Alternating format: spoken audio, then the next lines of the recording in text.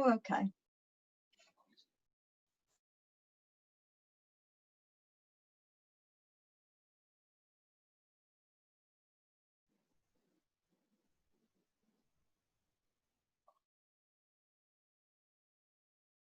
Oh, well, we'll give it a couple of minutes. Huh?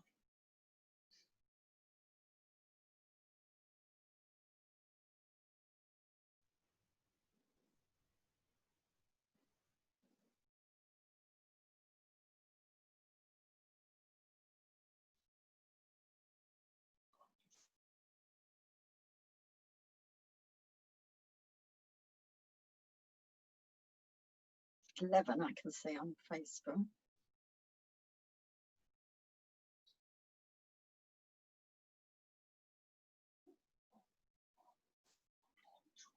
I can see 11 on Facebook.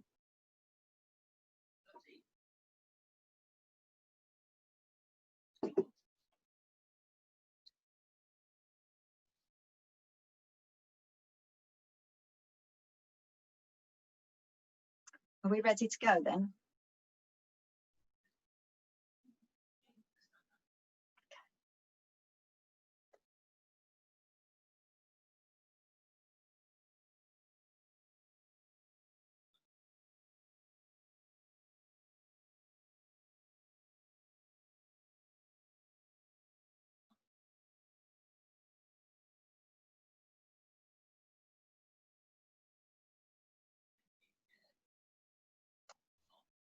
Ready to roll. Okay. Am I live now then? Oh, Shabbat shalom, everybody. Sorry, it is 1933. We were just waiting for people to connect because it's possible to see people joining on the different platforms. Anyway, lovely to have you with me. It's always unnerving when you're sitting here talking to a computer screen, but I know you're there. So we are going to start tonight on page 84 with the evening service number 4. So, draw near, eternal God, as working day turns to Sabbath rest. You have been with us all the week, and yet we have often forgotten you. Now, kindling these lights, we say your name, remembering the love you have shown us, and in gratitude and thanks, we turn to you to bathe our hungry souls in your kindness. Now I'm going to move my candles into view. Like I've said before, my screen is not really, my study is not really set up for doing this, but there we go. Candles, matches coming up here.